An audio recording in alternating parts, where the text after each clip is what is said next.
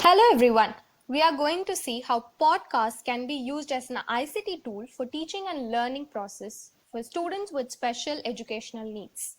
A podcast is an audio broadcast that can reach through blogs, websites or applications. And a user can upload and the receiver can download and subscribe. This type of audio files varies from simple audio recording because podcasts can be subscribed and the uploader can keep a track of listeners and reach masses at cursor's click.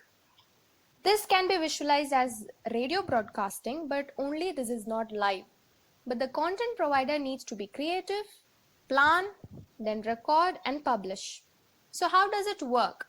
The uploader records his or her audio. If the file is not in MP3 format, we need to convert it and then upload it to the media cloud to get the RSS feed, which helps to subscribe. We get a link from the media cloud and we paste it in the blog or website. And hence, whenever a new podcast is uploaded, the receiver or the subscribers get notified.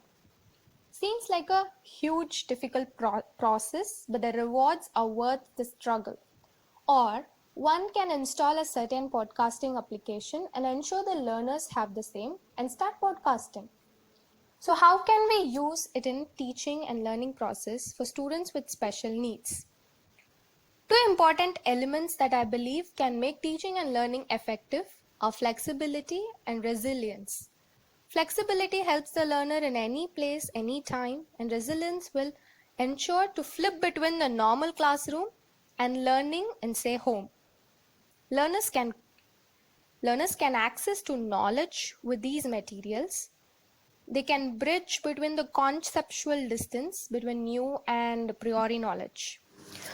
Podcasting is very helpful in comprehension. This will help learners with cognitive disorders or learners who are visually challenged. Learners always get to learn something new each time they listen. This will also help in coherent thinking process. Podcasting assists in analysis. For example, we are going to teach about a court proceedings or parliamentary sessions. A podcast can be recorded with a pre-written script and can be circulated. While listening to this, it will help to understand the proceedings.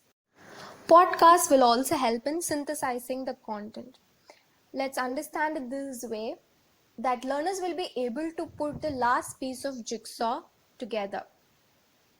Podcastings are very useful in evaluation process.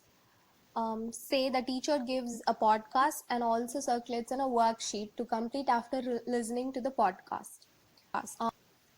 This podcasting is very helpful in skill development. The technological and mental skills that are developed during creating a podcast is for lifelong. These podcasts can be considered as an extension to the classroom.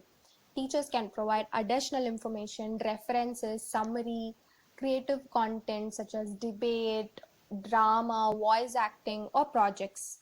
Learners who have missed few classes can listen to these podcasts and catch up.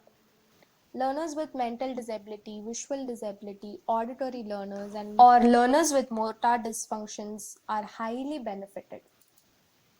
When the teacher asks the learners to prepare or develop a content, this extends an opportunity for them to explore the content, research, develop the skill of communication and content development. Podcasting is a boon for both teachers and learners and the entire process of teaching and learning. So let's use it effectively in our classroom and let us extend it to all the types of learners so that we can create an inclusive classroom. Thank you.